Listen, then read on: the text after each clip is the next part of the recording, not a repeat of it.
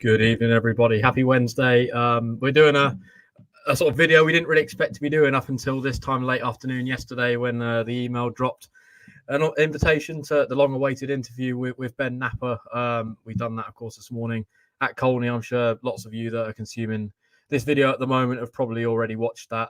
With that, we kind of want your comments, questions, feelings around that interview, and we'll dive deep into those later on. Connor, first and foremost, before we talk sort of key topics, just an overall assessment, I suppose, of what you made. I mean, you were in the room the same as me. It was very different to the Stuart Webber interviews, kind of much more, I felt very more laid back, wasn't as bullish. Spoke a lot about kind of youth pathways and stuff like that, which, of course, we'll get into all that good stuff. But yeah, just an overall feeling as you walked out of the room.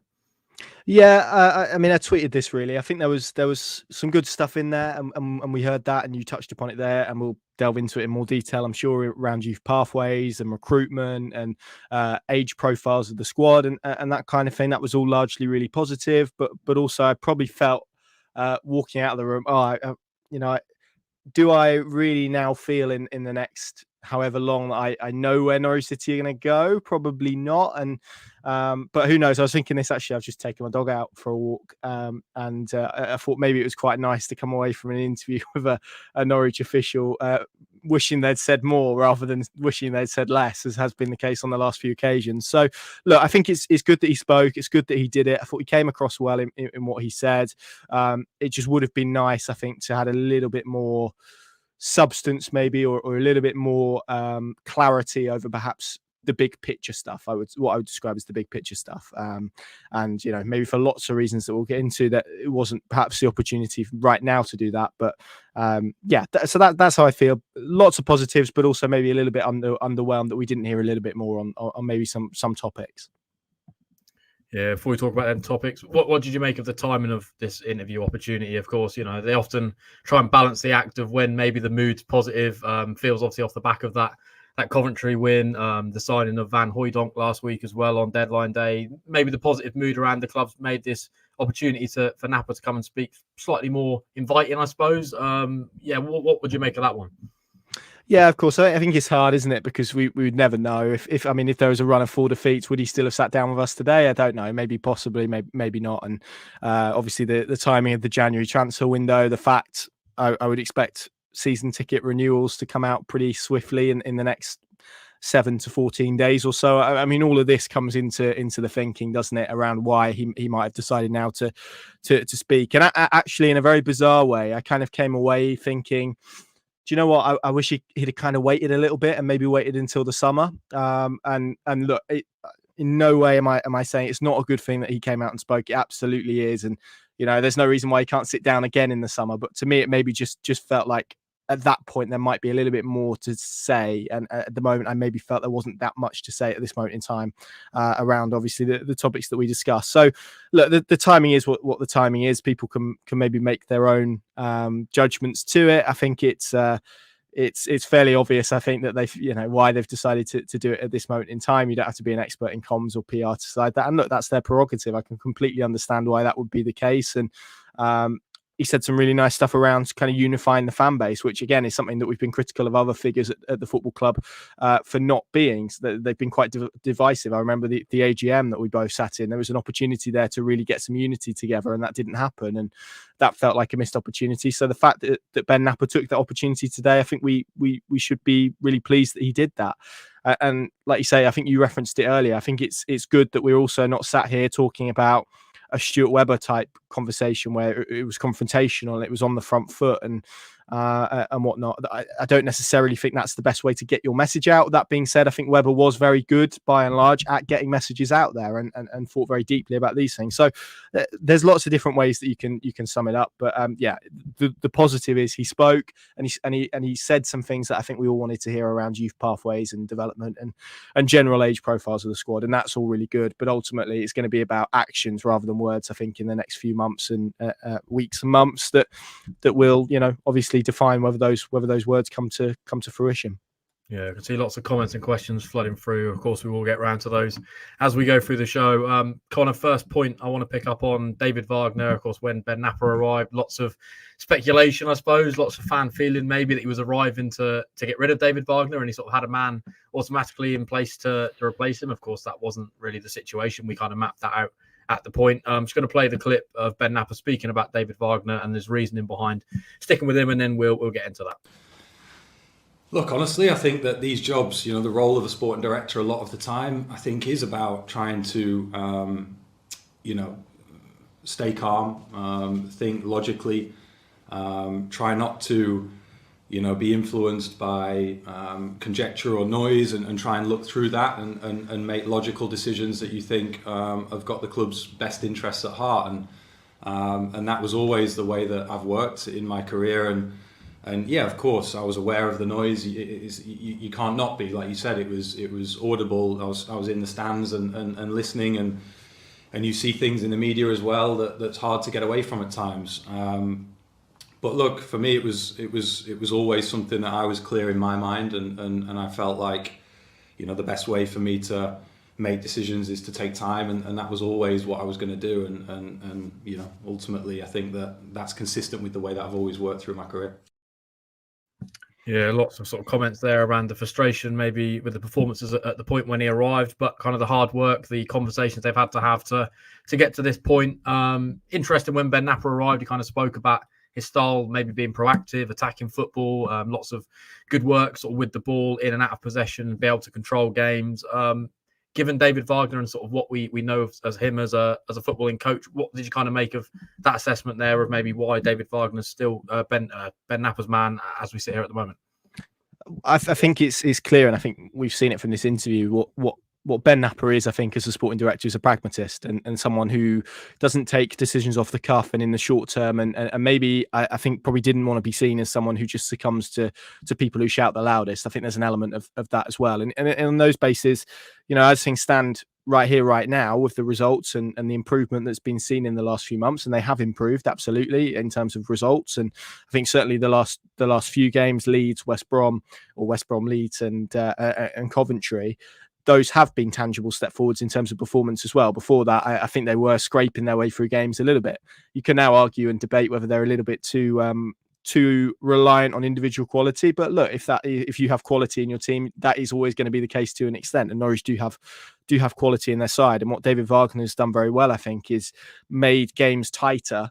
So when those individual quality moments, or those moments for individual quality come, Norwich are then in a position to go and win the game, whether that's a big Angus Gunn save, as we saw two of them on Saturday, or whether that's Borja Sainz doing a 1-2 with Ashley Barnes and sticking the ball in the top corner. So it doesn't align is the truth. And I think that's the point that's been made over a period of time. I think what he said was around control and dominating games, and Norwich haven't been doing that. They've done that a little bit more recently, and he said it in his interview, there needs to now be a consistent body of work that shows that this team is capable of that. And you hope as they grow in confidence and maybe as the fixture list gets a little bit kinder as well, that they can do that. But it's tough, isn't it? Because at the moment, it almost feels like we are, and the club are, and I guess this is him to an extent as well, are in a little bit of this state of paralysis where we don't really know, beyond the summer, which I think is where we're all looking, what direction this is going to take in terms of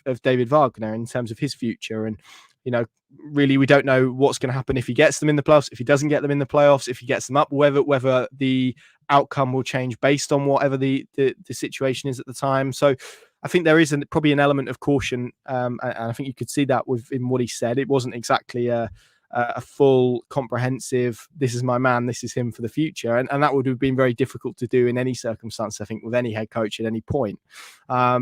So I think it's a difficult position that he finds himself in. And in many ways, I think it's a good thing that he has taken time. And I think what's helped is the fact that these results have come and Norwich have been pushed closer to the top six, because that allows him, I think, a longer period of reflection. Now, his job is to, in the same way as it was in those negative periods, maybe to be a little bit more considered and a little bit more balanced. It's the same now with a few uplifting results and certainly improving performances. Okay, but are they at the level that Norwich City and that he feels that they need to be? And as you said, is the stylistically, are they where he feels they should be? And if the answer is no, on both of those points, really, it's difficult to see how this continues with both of them in their current positions. Now, obviously, there could be a point where David Vagner and Ben Knapper feel that that alignment, or Ben Knapper in particular, he's the one that makes the decision, feels that there is perhaps a little bit more alignment. And maybe over the next few weeks and months, we do see those important performances get to a stylistic place, but also a consistent place where he feels actually that this is a head coach that's actioning what he wants to do. And maybe he's seen that in the last few months in terms of those improvements that he spoke about. So I think it's obviously very fluid. It could all change like that as we've seen it do already this season. But I think it's probably fair to say tonight David Wagner's position, at least till the end of the season, is a lot stronger now than I think it was in November, and rightly so, with the body of work that he's produced over the last 3 months. And my final point, really, I think it was nice to hear, and I think it's a point that we've made for a while, about the injuries. And the injuries, of course, they were a factor. And we said they are a factor, but there's a fine line between factor and excuse and maybe overriding thing. There were reasons. So injuries weren't the reason that Norwich City were getting cut open in transition every week. So it was nice to hear him kind of assess that as well, I think. So, look, I think there is still, and feels like there is still, a little bit of distance between where Ben Knapper ideally would like them to be and where David Wagner has them currently. And I think for me now, it's whether that can get bridged over the rest of the season. And if it can, then who knows? Maybe there is a long-term future for David Wagner at the football club. If it can't, then it's probably in everyone's best interest to shake hands and thank you very much, but we'd like to go in a different direction. So we'll see how it plays out. Yeah, worth noting as well, he kind of spoke about the sort of rapport between the players and David Wagner as a coach, which of course is always positive, because often when, managers are maybe losing the fans, they lose in the dressing room at the same time. And probably you've kind of got that picture maybe over recent games that David Wagner is still sort of in favour with a lot of the sort of first team players based on that. We'll move on to the January window, Connor. Of course, it closed around this time last week. I think it was Thursday last week, wasn't it? Lots of work was done, or I suppose given on deadline day, maybe less so the rest of the window. But one signing through the door, Van Hooijdonk, I suppose Knapper kind of spoke about the mid to long term. That's the kind of profile of player that maybe suits what he's trying to do in terms of bringing down the age profile, which is kind of a sort of vocalized, I suppose, in the AGM and sort of almost in his sort of first club interview. He sort of spoke about trying to bring down the age profile. A few players through or out of the door as well. Of course, Adam Forshaw, Shemi Plaheta. He kind of spoke about the Adam Ida loan and the reasoning behind that. Based on what he sort of said about the January window and the assessment, sort of how did you walk out sort of feeling around that one? Sort of the influence I suppose he had on it, was it positive? Yeah, I think it was, and like you say, actually, I think probably their best business in time will be what they did in an outgoing direction rather than what they did in a sort of incoming direction. I mean, we were speaking, I think, at the start of the month how they had, I think it was 11 players over 30. I mean, that's too many for any squad really. And I mean, I'm looking now, and also, you include obviously the Hwang loan recall element as well, and that has helped matters, but. And I know that there's been obviously a lot of attention given to what David Wagner said at the start of the window. And I think he probably admitted it himself. There probably was an intention to, and we know there was an intention to do more business than what they ended up doing. But January is a very difficult market at the best of times. It's been particularly difficult this year because of financial fair play and clubs maybe being less willing to sell players, and you don't get that opportunity in the winter. I think there was an attempt to try and see if that was a possibility and whether they could get perhaps a little bit more work done around the squad. It wasn't possible and it didn't make financial sense. And I think in those parameters, it makes sense for you then to not really do anything. It's better to do nothing than to do the wrong thing. And actually, sometimes signing nobody is better than just signing somebody for the sake of signing somebody. So I think that is the point that I would make first and foremost. And I think it was almost important, I felt, in terms of the outgoing business, to lay down a marker to show what he wanted to do with the squad. I think in the long term, make those first steps that were possible. So I think that's really important on one basis.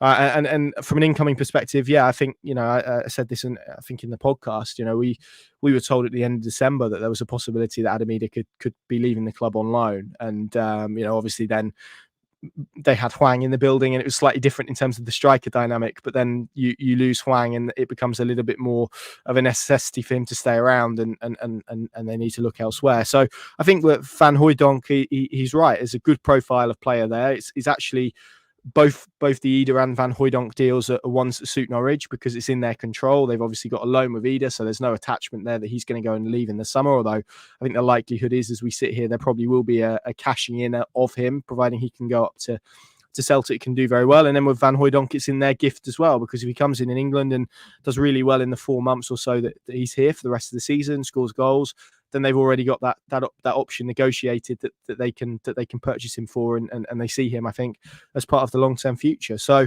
it's a little bit of a win-win or no lose in both directions, I think, because if Ida doesn't do very well, he comes back to Norwich and Norwich can deal with it, and if he does do well, then they can go and maybe try and create a little bit of an auction for him, which I think is ideal. So yeah, overall, I think it's it was a good January window. I don't think I'd go any further than good. I know there's some disappointment they didn't do a defensive midfielder. I think that's definitely a position they'll go back and look at in the summer, and again probably trying to trim the squad accordingly from an age perspective. And I think what's interesting, I mean, we just came off the back of a segment speaking about David Vagner.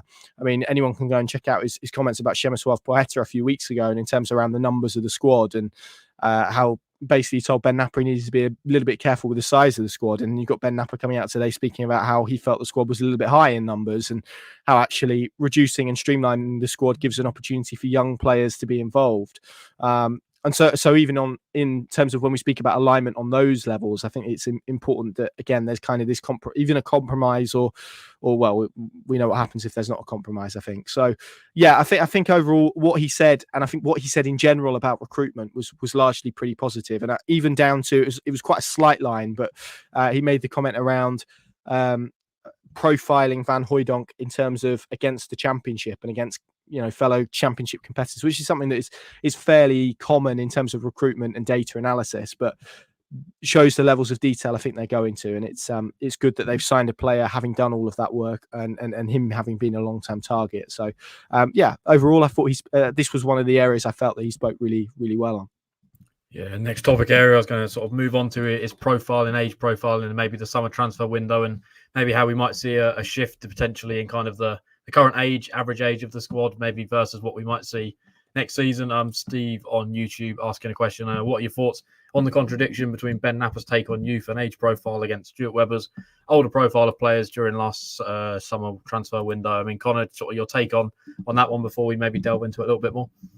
Yeah, I mean, as I said, it's contradictory, isn't it? You can't be a squad that wants a club, that wants to bring through young talent and nurture and develop young talent, and then pack your team full of 30-year-olds. In the same way, by the way, that you can't do maybe what Sunderland are maybe a poor example, but there are other teams who have packed their team full of young players, and then you lose that kind of bit of experience the other way. So it is all about balancing these things, and you have to have a team that is geared and capable of kind of helping those young players develop. And I always say, and I always had kind of coached to me, you need to play in a team that allows you to make mistakes as a young player. And obviously if you're playing in a team that is inconsistent, maybe Chelsea, a good example with the young players in terms of what they've done, probably gone slightly the wrong way. So there's always a balance with this thing. But I think particularly with 9 substitutes that you now get in terms of being able to name on your bench, you can obviously bring 5 on.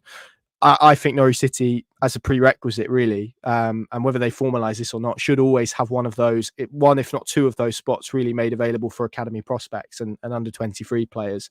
And look, they would argue they do that with Callum Fisher and Liam Gibbs, but I'm talking about maybe players who haven't made their senior debut, or who maybe are just on the step before going out on loan, and just giving them that experience of tasting it.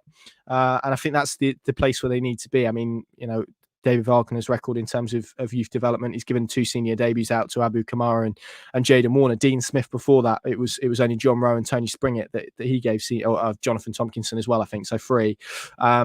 So 5 players over the last 3 and a bit years since Daniel Farke left the club. It's not great really for a club that, as Ben Knapper says, wants to be a club of development and player trading. So to do that, you have to create opportunities and you have to create or unblock systems, so to speak. And this is why I think there was such a debate around the 2 goalkeepers element, because if you have two goalkeepers on your bench, and yes, one of them's a young player, but that is a viable kind of pathway to give a young player a taste of or an experience of the first team. In the same way, I think they do it actually really well at 18 to 21 level. I think what Norwich do really well is getting young players up to higher age levels really, really well. But what we've seen almost is that stop at under 21 level, whereas it was really good before, almost bringing them through to the first team. And actually, in order to do that, it means you have to take the risk of carrying a little bit of a lighter squad, I think. So this is the challenge that they've got, and this is maybe the challenge that David Vagner has got, because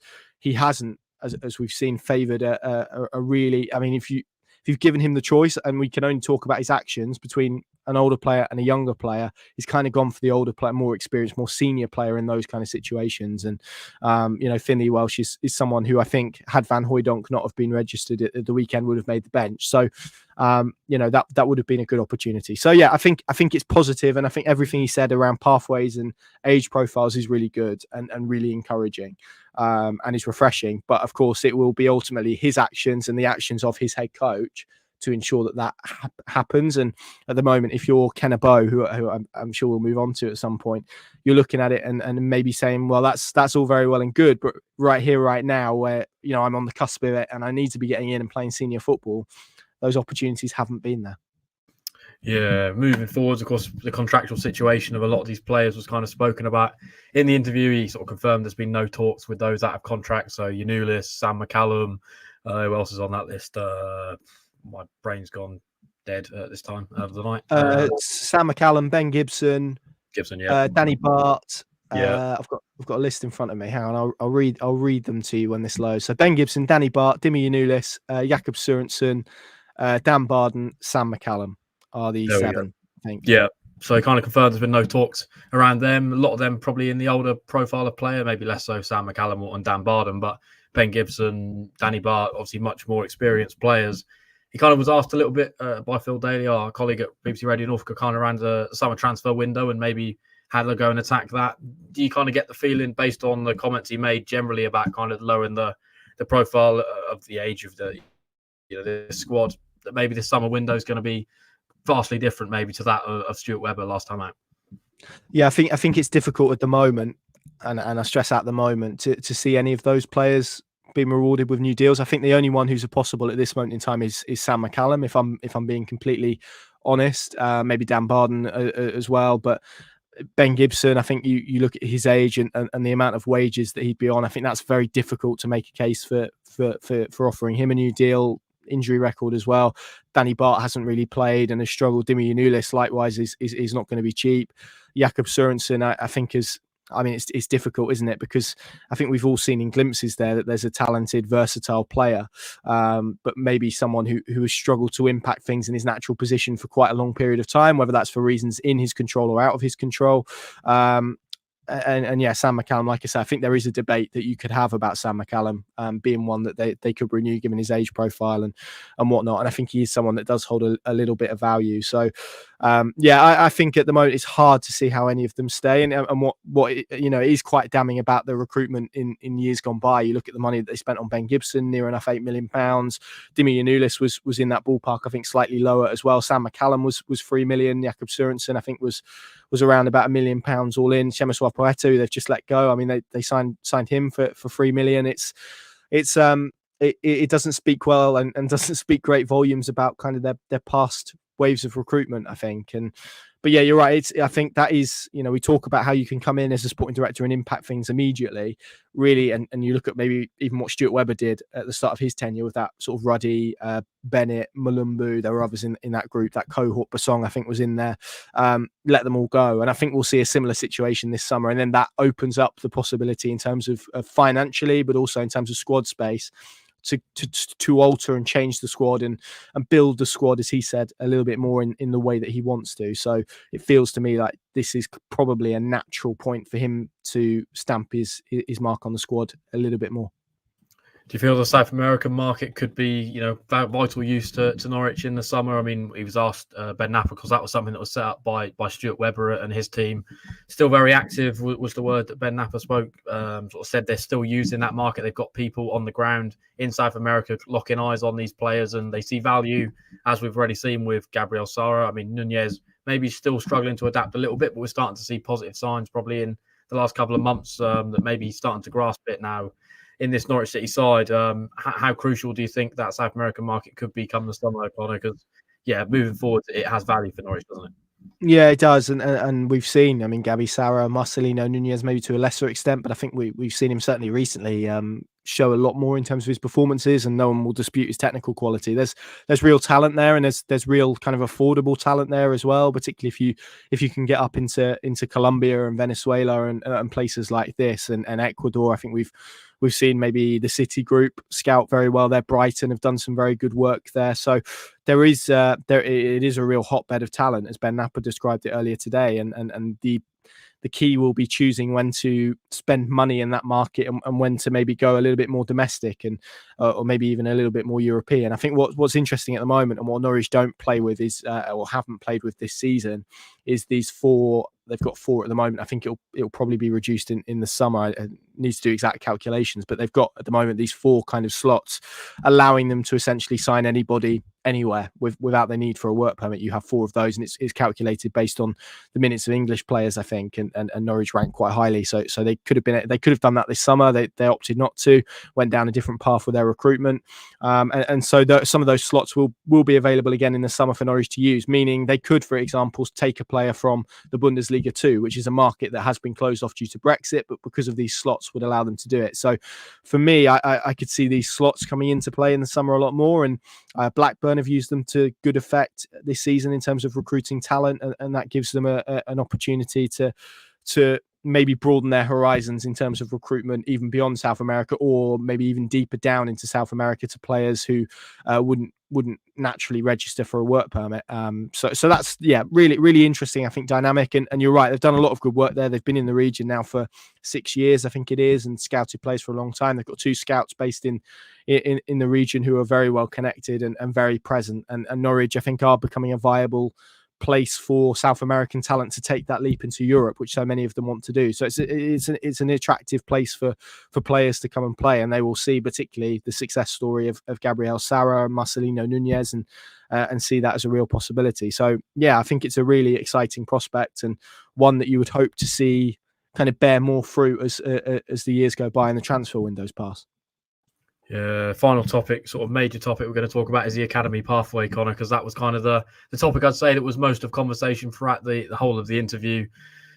There's been a lot of criticism angled at the club probably in recent weeks, particularly given the FA Cup games and the lack of representation of youth maybe amongst the bench at Anfield, where the under-21s had obviously, of course, played at Old Trafford just days prior. Yet you had Shemi Plaheta, who, of course, we all knew was leaving Carrow Road pretty shortly. 2 goalkeepers on the bench, which, you mentioned Anson, of course, is a young player, but let's be honest, George Long's probably already been gun in that situation, would be the man who came on as a substitute if that eventuality arose at Anfield and they had to make a change. So what did you make of those comments? Because it felt fairly positive. That's probably where social media, I'd say, Norwich fans kind of picked up on that quite heavily. Elliot Miles was mentioned by Paddy, and he sort of spoke about kind of the pathway for someone like that. I mean, Kenbo we'll talk about separately in just a moment, but based on those sort of, initial thoughts after that one, Connor, how do you feel that maybe Norwich navigate this moving forwards now?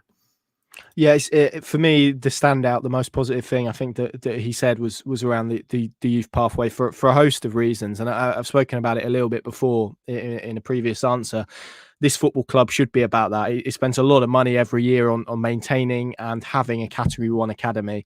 And ultimately, if we're sat in a position where we're looking at the 21s and we're looking at the 18s and we're saying, oh, actually, there's no talent in there to step into the first team, then actually something's gone wrong in the processes or their recruitment, or something somewhere has gone wrong. Norwich should never be in a place where they haven't got anyone that's good enough to come in and affect the first team. And this, for me, was again, the major factor in last summer's recruitment. It was less about the here and now, because obviously this is a group of players that we are seeing at this moment in time that is capable on its day, when everyone's fit and in the right system and on full form, is capable of competing in the Championship. That's fine for the next 4 to 6 months, year, whatever.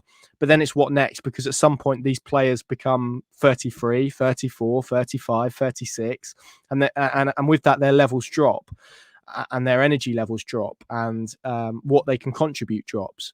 And for me, and this is where I've always been a little bit baffled by what Vagner has tried to do, really, because he kind of pitched himself as this high energy, high octane coach, but then Norwich went and signed a load of 30-year-olds. It doesn't quite marry up. And for me, for the money that Norwich is spending, for what the football club is and should be, for the way that they operate as a self-financing football club, that's heavily dependent on being able to develop players. John Rowe's a really good example, and being able to not just develop them, but to make them better and to be able to sell them on. You look at the transfer fees that Stuart Webber generated over his time at the football club. That should really be par for the course, and it should be the norm, really, that this football club has young players and integrates young players, particularly when it's in the Championship. It's a little bit harder in the Premier League because you have to create a higher grade of player, but definitely at this point. And I think even when I look at someone like Liam Gibbs, it's a real shame what's happened to him this year. When you look at, I know he's not a Norwich City Academy product per se, but he's somebody who is a young player, had a really good season last year, won the Young Player of the Year in a midfield position where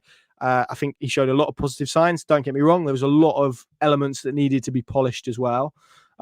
But then this year has barely had a kick. That's a real shame, and it's a crucial point of his development. And it's been frustrating to hear over the last few months, stroke to year, really, young players, Alex Matos, Kenbo, who I know we're going to come on to, others as well, hear that they're frustrated with a lack of pathway. That should never be the case at this football club. This football club has youth at its core, and should always have youth at its core, and has always had that throughout its DNA. It should be ingrained in the culture of this club. And the fact that we've had to get to a position where we've had 2 senior debuts really under this head coach, so in the last more than 12 months, it's a real shame that this is the position that we're in, and there are young players who feel that Norwich City aren't the best place for them to take that step into the first team. And that ultimately has implications for what you can attract in terms of young players in the future, but also your retainment of young players, as we're seeing at this moment in time with Kenbo. So it's something that does need to be improved. But equally, if you're a young player at the moment, it's all very well and good hearing these words at this moment in time.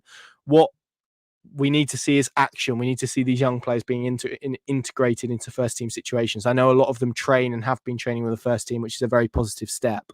But actually, it needs to be players making matchday squads, players getting minutes, players making senior debuts. That's the position that we need to get to. And obviously, I know we mentioned, I'm sorry, I'm running on a bit, but I know we mentioned that the players out of contract. But what I would add is the host of young players that are on loan. And you think, hopefully, the case is that with those players that you lose on free transfers at the end of the season, some of those positions can be made up by Abu Kamara, who's done very well at Portsmouth, Brad Hills, who's done fantastic at Accrington Stanley, Jonathan Tompkinson, who's beginning to make progress at Bradford.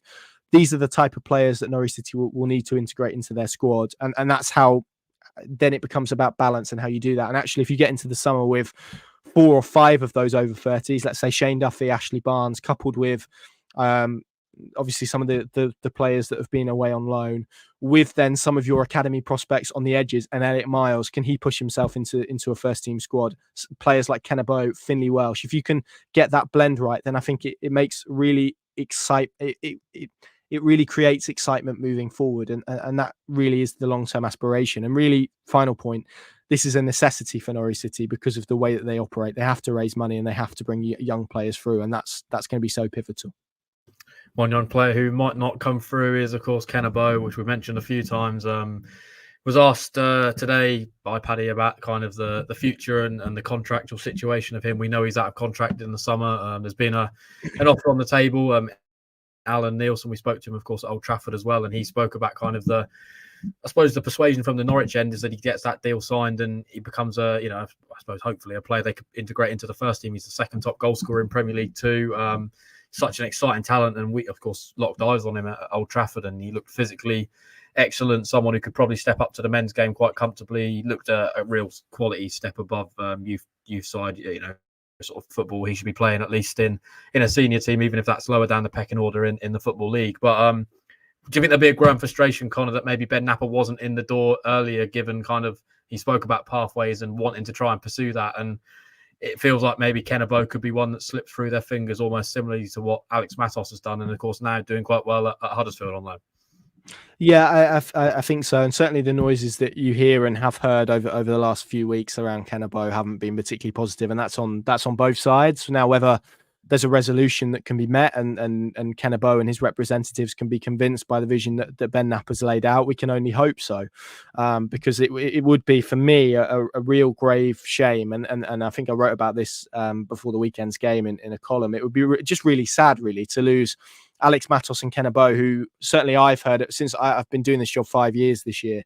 Since I came into this position, people have been speaking to me about those two in particular, and they're so exciting. They're two players that you've got to keep watching and that will make that step up. And even now, I was speaking to someone last night who worked with Kenbo at a young age in Norwich's academy, and they were saying, I mean, just what a talent he is, and how basically every club in London when he joined Norwich City wanted to sign him, and Norwich City got him largely because of Greg Broughton at the time and the previous relationships that he had. And actually, you look back in 2021 when he signed his first pro deal with the club, Norwich had to fight off interest from big clubs then, and that was because of the pathway and what they could offer him in terms of first team football. Alex Matos likewise, there was really strong interest from Chelsea.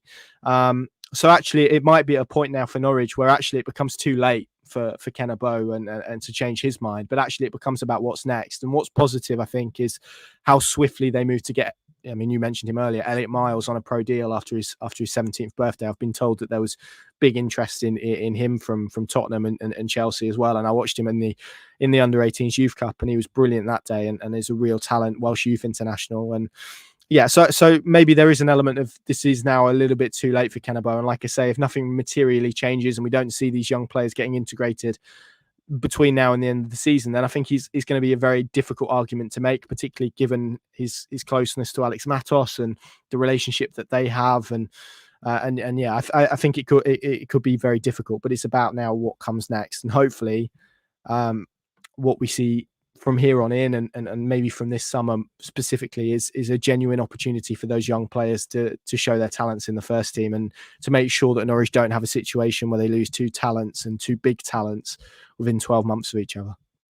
Yeah, before we delve into the comments, Connor, I just wanted to see if there was anything maybe that you felt Ben Knapper didn't clarify, or maybe there were some elements that were missing from the interview today. We know there was limited time. Of course, we got a 10-minute segment ourselves, and Radio Norfolk got 10 minutes as well, which of course equals 20 minutes. You can't cover everything in that time period. But is there sort of anything you maybe felt could have been addressed that wasn't? I know kind of season ticket renewals is something that's on the horizon. Fans need to maybe buy into it. I felt personally the sort of strategic development, the strategic plan he kept speaking about quite regularly maybe wasn't really mapped. I didn't quite kind of come away and feel like I knew what that strategic plan was. Is there anything that maybe you saw or felt maybe could have been spoken about a little bit more?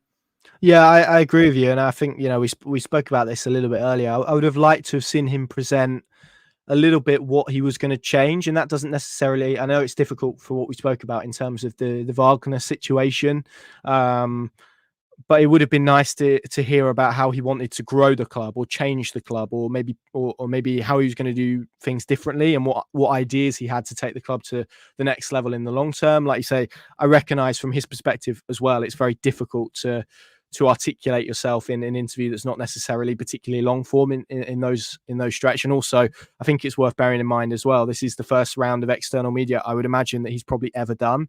And so I can imagine that there probably is a little bit of nervousness around that.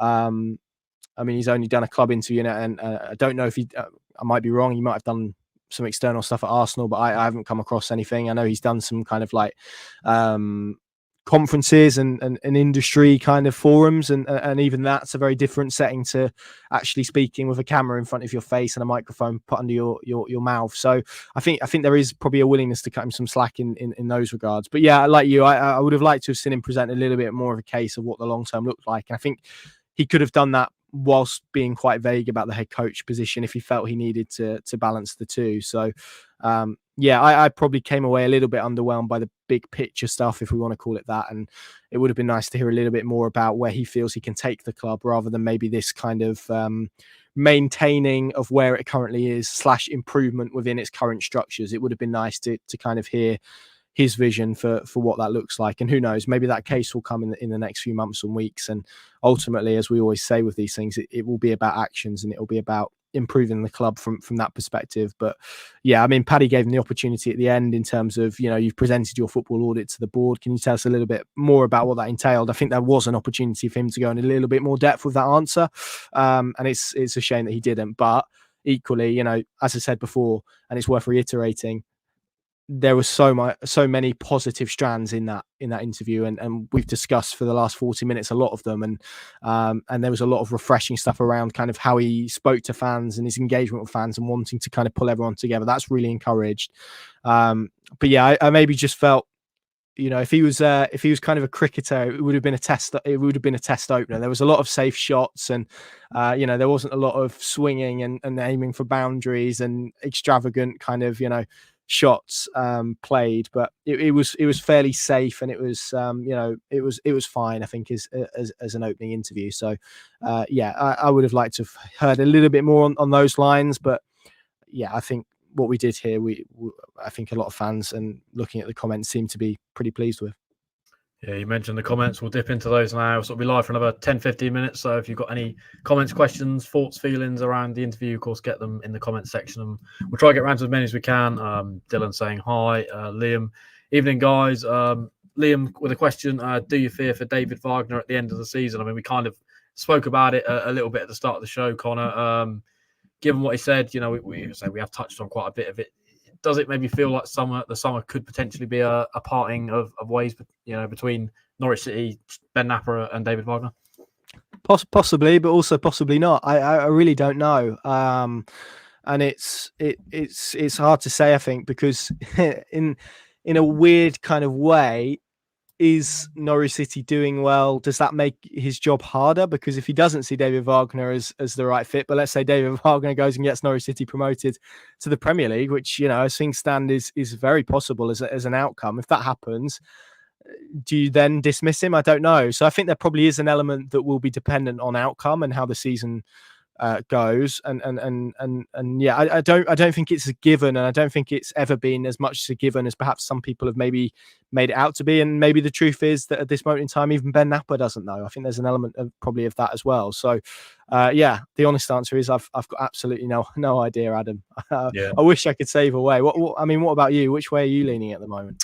Yeah, I think it's interesting, obviously, based on kind of when he arrived, the club interview, and we mentioned it at the start of the show, kind of the brand of football that Ben Knapper spoke about, that he wants to try and bring back to Carrow Road, and it probably doesn't quite align with David Vagner. But yeah, you have got that difficulty if he does go and achieve what is the goal set by the club at the start of the season, i.e. get them in the playoffs, potentially get them promoted, then it makes it maybe more difficult for Ben Knapper to make the argument to fire him. But yeah, I think it's going to be one to watch with a close eye over the summer. It's certainly going to be something that's going to be probably split fans, I suppose, maybe going into these last months of the season.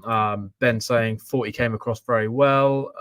Rob, less impressed. No substance to anything, no detail, no plan. UK adventures in Orlando sounded like a very well media-trained football guy, quite dull, not very much meat on the bone, proof in the pudding. Pauline Watts. Walnut, Knapper seemed very shrewd and clearly trying to keep his cards close to his chest. Time will tell, but he sounds very clued up. Greg Mallett, no substance to the interview. He looked decidedly uncomfortable, and the interviewers did not ask him about why we didn't get a defensive midfielder in. Varane did not come through, but surely you would have had other options lined up. I mean, Connor, given kind of he spoke about trying to trim down the squad, maybe if the right option didn't come up in January at the right price, is that maybe an argument for why maybe Norwich didn't go down that route of addressing the defensive midfield option? Or is, maybe Greg make a valid point there, and that there should have been other options available to them? Yeah, possibly. But if they've identified Jonathan Varane as the one that they want, and he was the one that they pushed for in January by all accounts, and he was, their top target in that department, then, as I said earlier, do you just sign another one for the sake of signing someone in that position, or do you wait thinking that actually maybe your top target might become available in 4 or 5 months' time, and there might be a deal that can be struck there? So, and the truth is, actually, we spoke about David Wagner. The reality is the way that his teams have set up this year, they don't really play with one. So that becomes difficult in itself. So, and even if they'd have signed Jonathan Varane, I mean, the noises would have been very much that he wouldn't have been one that would have come in and impacted things immediately and played a load of games. I think in reality, all it would have done is enabled Liam Gibbs to head out on loan. So, yeah, I think it's an interesting debate. I think it will become more live in the summer. I think Norwich will stick with what they've got for. Well, obviously they'll stick with what they are. They've got no choice. But I think they've obviously taken a judgment that it's better to stick at the moment than just to sign someone for the sake of signing someone. So that was the case. And just in terms of the questions, I mean, you spoke about it earlier, but just to repeat the point, we were given 10-minute segments to speak to Ben Knapper with each organisation. So the reality is there was going to be stuff that fell through the cracks, and that's probably one of the areas that did ultimately fall through the cracks in the end. Yeah, Duncan very much in the camp of a defensive midfielder. A defensive midfielder for us has to be a big priority. Also get rid of Nunez, Stacey and Duffy. We need attacking style players if we're going to get anywhere. Owen saying, evening lads from Dublin. I hope it's not quite so cold as it is here in Norwich, but I can imagine that's probably the case. Paul, he seemed confident that the club would be ready for promotion if it happened. We'll certainly need a shed load of cash to have some hope. Rob on X asking, do we know the buyout figure for Sidney Van Hooijdonk? Is that something you know, Connor? Not off the top of my head. I think it's been reported as about 4.3 million euros in Italy. There's been some reports there, but again, it's not one that I've been able to stand up at the moment. James, I thought he came across well in the interview, and his work in the summer window lines up with what he said he wants to achieve. We should be excited. He goes on to expand on that. I wonder if there's a possibility that we sell Rowe in the summer for good money, but we managed to bring him back on a season-long loan, best of both worlds. I mean, I suppose it probably depends on where he goes, Connor. I mean, for me, if you're John Rowe's agency, you maybe need to look at someone like James Maddison, the sort of step up he made in terms of moving to Leicester. Maybe not the sort of top 6 bracket, but he managed to get himself in the team, playing regularly, and of course that eventually has led him to the move now to Tottenham. He's obviously around the England camp as well. That probably feels like the right move for John Rowe. A loan back to the Championship probably doesn't feel very possible.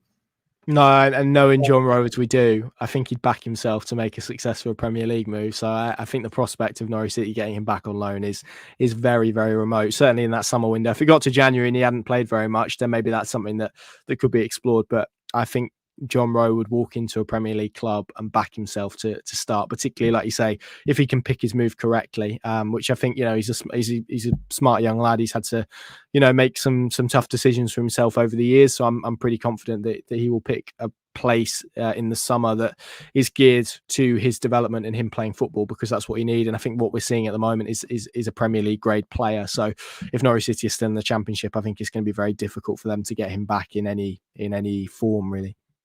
Luke on YouTube saying he talked a lot about David Vagner and his course have taken action together. Do you think he has altered the way David Vagner plays a Norwich team? I mean, I think probably that's something based on David Vagner being on the training pitch. Do you think he's kind of had any, I suppose, word in the ear from Knapper about kind of the way they, I suppose, attack games? It feels like maybe there has been a slight tweak in recent games, but then they've had more options available. Josh Sargent's, of course, back. Paul Hassan's is now starting to look like the player we all hoped he would be. Gabriel Sara's maybe playing in a position that lots of fans have felt he should be playing in for a while. Do you think Ben Knapper's had an influence on that, Connor? I'm sure he's been involved in conversations, but ultimately the solutions have to be found by your coaching team. That's what they're hired for. A sporting director is a little bit more strategic. He's not someone who should really, I think, have an input on kind of tactical elements. Sure, in terms of more philosophical elements, in terms of the style of play that head coach plays. I think those obviously, as a sporting director, you kind of pick a style of play and you recruit a head coach to implement that style of play. So it would be more the implementation of it, I think, rather than the tactical tweaks of it. I think those maybe, and of course, maybe those conversations have been had around, look, team performance isn't great. These are the areas that we're not great in. You should probably look at addressing these areas, and then probably the solutions for that being left to David Vagner and his coaching team. So of course, and as we said on the podcast, David Vagner and his coaching team, who I know work absolutely tirelessly, and that's never been in doubt. But I think they do deserve credit for the work that they've done to make Norwich City a lot more solid and a lot more kind of competitive within games, because it was at one stage getting to the point where they needed to score 3 games. Cardiff's a good example where they had to score three goals in the game to win it, and that's just not sustainable, irrespective really of the individual quality that you had. So they had to make games tighter. They've done that, and obviously you can see the results of it in recent weeks. So yeah, I think it would be a little bit harsh to say that Ben Knapper is the influence behind Norwich City's improving results. Alex on YouTube, the whole interview to me seemed geared towards looking post this season. Can't see Vagner being a part of it. The pathway problem comes back to Dean Smith and wanting 30 odd first team players. His appointment has managed to set the club back years in progression. Ben saying on X, do you see any of Rose, Sarah, Sargent staying if we don't go up? I know Andy Ward did ask him kind of around the Sarah and Rowe element and whether there'd be a imperative in the summer that they have to sell those players, I suppose, to generate the financials maybe required to go back in and try and sort of, I suppose, address the sort of issues in terms of the squad and trying to balance it back out. Do you see any of those three being here in the long term? Sargent, maybe given the contractual situation and just sign a new deal, probably feels the more likely one to stay out of that lot. Yeah, but I mean, he's a really interesting one because I think if he can continue the way that he is, football generally has a bit of a number 9 crisis at the moment. There's not many of them, and also I think what is worth considering is there's a World Cup and a home World Cup for him on the horizon as well. So if at some point he needs to play at a higher level to prove himself, and you would hope that that's probably beyond next season really, rather than this season.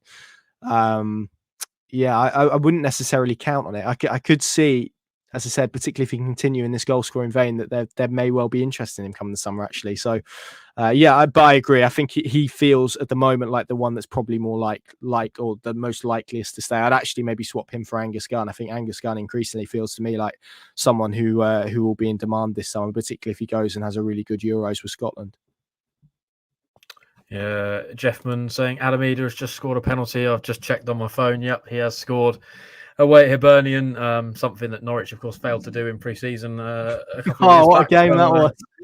Yeah, that's probably a blessing for him. His first goal for Celtic. Of course, we all hope he does well up there. That'll be beneficial for Norwich, irrespective of whether he's still in the Carrow building come next season, or of course whether that's a way of generating further funds for Ben Knapper to use. Connor, that probably rounds it off. Have you got any other sort of business or topic points you want to pick up on that maybe we haven't mentioned across the show? No, I don't think so, mate. Hopefully we've covered it all. I think nobody's shouting at us in the comments that we've missed anything, so that's usually a good sign. It is, yeah. Of course, the full video is up on our YouTube channel now, so if you haven't had a chance yet to go and view it, then it's definitely worth 20 minutes of your time. Of course, if you have a sort of feeling or thoughts towards it, let us know, whether that's through social media or come and comment on the YouTube video underneath. We'd like to see your reaction and your thoughts and feelings. I'm sure it kind of we'll split opinion. Andre saying thanks, fellas. Thanks for tuning in this evening. Another thank you. Of course, we do appreciate all of your interactions this evening. Hopefully we have covered everything. We've tried our best anyway. Lots of other great content coming your way. David Vagner will be speaking to us tomorrow afternoon, so the full press conference video ahead of the trip to Loftus Road on Saturday a little while ago as well, so that will be available first thing tomorrow morning, so you can get the kind of insight on a relatively a side that's actually in pretty good form. 2 wins, 1 draw in the last 3 games. So QPR are starting to turn a corner. Connor, are you feeling confident heading to Loftus Road on Saturday? As confident as you can ever feel with Norwich City, I think. Yeah. So Marcy Cifuentes does seem to have got them on a bit of a roll, but Norwich, I think, are unbeaten in the last 8 against QPR. So these things are always there in terms of statistics, and there's usually a meaning behind them. So hopefully they can continue that. And with that, we're going to go get some rest and recuperation ahead of the trip to Loftus Road, and we'll join you, I'm sure, across the next few days ahead of what will be another huge game for the Canaries. That's signing off. Thanks for joining us, and we'll see you very, very soon.